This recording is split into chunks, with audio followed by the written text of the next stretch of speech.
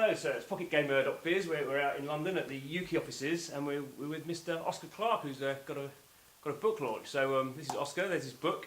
Oscar, Games as a Service is what your book's called. Absolutely, yeah. Tell us all about it. I'll tell you all about it. So Games as a Service, how free-to-play design can make better games.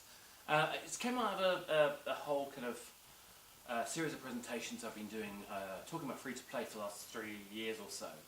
And I've basically got bored of the argument about whether it's morally right or evil or manipulative. It's kind of funny because as soon as we think that argument's gone away, it kind of somehow it's like a zombie comes back. Yeah, it just keeps coming back. In fact, that was the very presentation. So I did this presentation where I had me chased by my friends and family as zombies, and I said the phrase, the immortal line, if you're making a premium game, you're the living dead.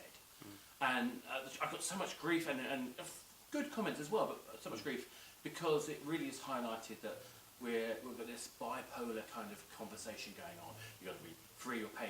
Basically, it's only talking about the money.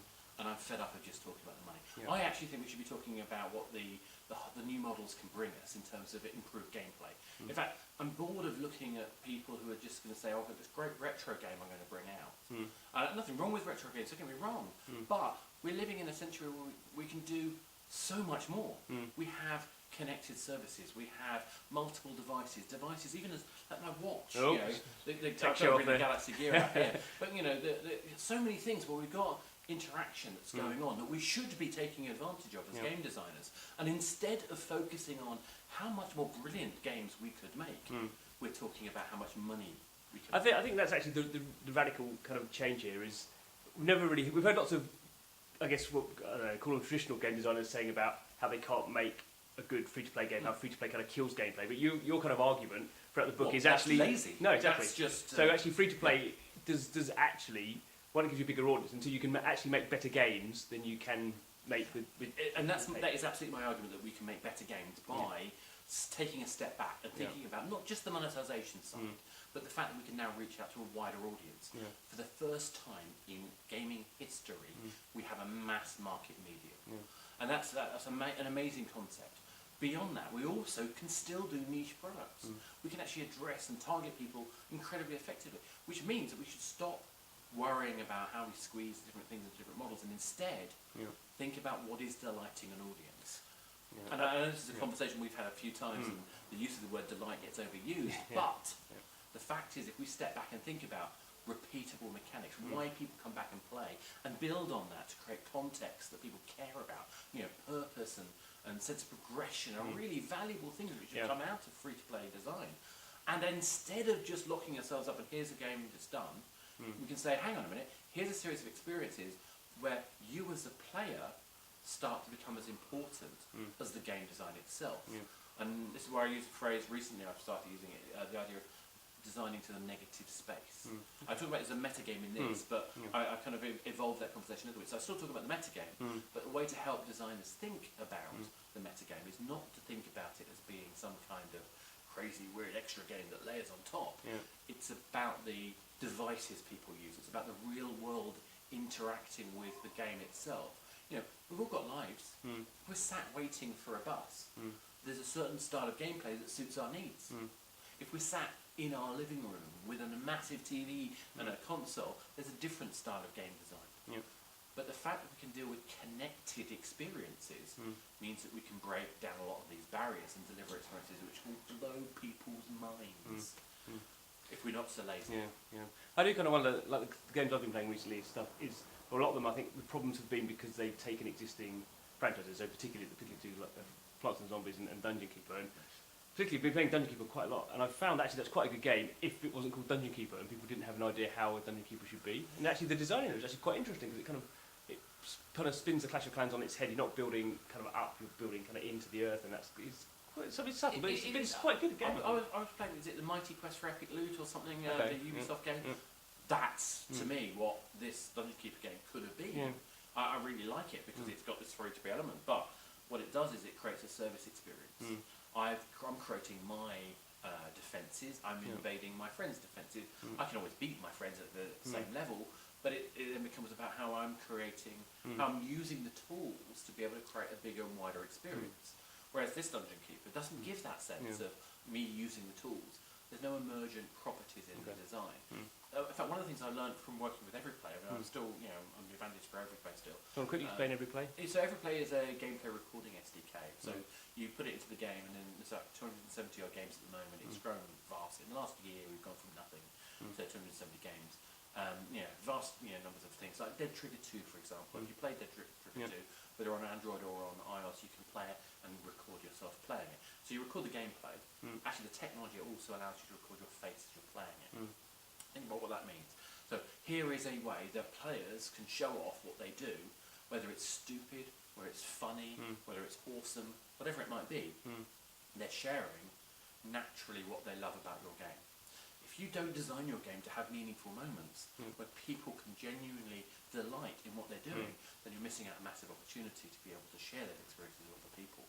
So what I've learned from doing that is realising there's a massive doorway there for people just to step through, to say, think about the way you design a game, how it engages an audience, how it helps them, it responds to the way that players change their needs over time.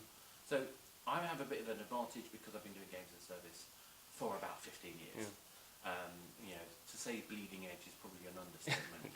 And a lot of There was no edge when you started. There was no edge. We were the edge. So Wireplay, which is an online gaming service back in like 1999, we were doing Quake service. We were beaten by MPlayer as being the first online Quake type service by 2 weeks. So I wasn't part of the company then. I joined later, but I ended up running kind of Vision. I had a fantastic title, Marketing and Vision. But the whole point was we were thinking about how to build communities and experiences, and the same thinking happens now. Think about PlayStation Home, where I was also home architect, dealing with all the requirements for all the different regions and trying to find ways to help make sure the platform level was as engaging and as supporting as developers being creative as possible. That whole experience is the same. We're trying to find ways that people could connect and have experiences in terms of entertainment that were more deeply engaging and rewarding. So I've got this massive advantage where I've seen countless games, even through my time at 3 was, I was in charge of the 3 platform for 5 years. We basically did 10 times the revenue per user of any other operator, probably in the world at the time. But don't ask me to prove that. Europe I can prove, but the world is hard to tell. Japan probably not, but we did pretty darn well. But the point is that when you look at thousands, if not tens of thousands of games, and you see what behaviours happen and people respond to them in terms of the choice to download that game, to play that game, to buy extra goods in those games, the engage over longer periods of time, you see patterns appear and you see life cycle becoming the most important thing. And so by saying free-to-play isn't the answer, that service is, that doesn't mean I'm saying free-to-play is not a good idea. But it's like a free-to-play is a subset of... I think it's interesting what you're kind of saying, because I think sometimes the problem with game designers, when they get hooked up on this problem, is they want to kind of still have quite a linear progression through the game, and actually what they need to realise is the players are actually... The gameplay style of the player, whether you want to spend and go faster or grind, is actually as much as a customization option as buying a hat, and they need to build that into the experience. Exactly, and I think the thing is whose game is it? In fact, there's an article I think I wrote. Was it You're More Development? I can't remember. Anyway, I wrote an article on the very subject. Whose game is it anyway? When actually you've got to stop thinking about you as being the audience. And I think this is what separates truly great designers from people who just want to make games. And there's nothing wrong with just wanting to make games, but I think they're really truly great ones thinking about the audience. And the thing is, the audience has changed.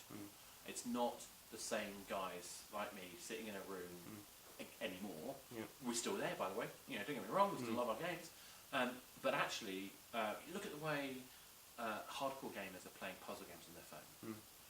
The things that we thought were predictable turn out not to be.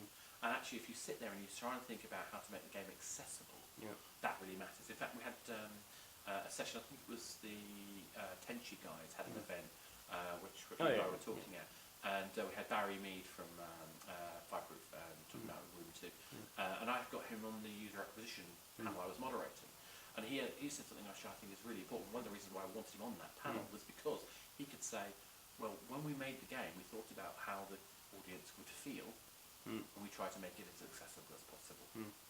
Now that's a paid game, taking advantage of this idea of engagement-led design, and that really makes a difference. Good. So, book again. What's the Book again. reminders? So, Game as a Service, how free-to-play design can make better games. It's out now on Amazon, it's on iTunes Books, it's the Kindle version, it's also available on Focal Press, and it's a good read. There are some great quotes. It's got pictures. I will show you the pictures. My wife is the illustrator, and it takes a certain style. Looks like you, amazingly. It looks like me. And I think the other thing to point out is which I was quite impressed with, is the exercises as well. So there is yes. And there's a companion website as well. So, you know, I very much believe in the idea of delivering things as services. So I've gone and done what I said on the tin. So there is a companion website, gamesasaservice.net. Cool. And you can go on and you can fill in the exercises online. Obviously the book's useful because it'll give you some background material. You don't have to buy the book to go and use the exercises. The idea is I want to create a space for designers who want to be able to share about their ideas and the way they think. I don't expect anyone to put up ideas they want to keep precious. No. What I want to try and get you to do is to put up ideas you don't think are precious, you're going to throw away, that you're going to have fun with, because you want to see how your thought process is working, and you want to engage with other designers and learn from them. In fact, hopefully that way, we can all work together and come up with crazy, stupid, amazing ideas that then lead the way to the next generation of game design. Cool. Oscar, thanks very much. Thank you very much.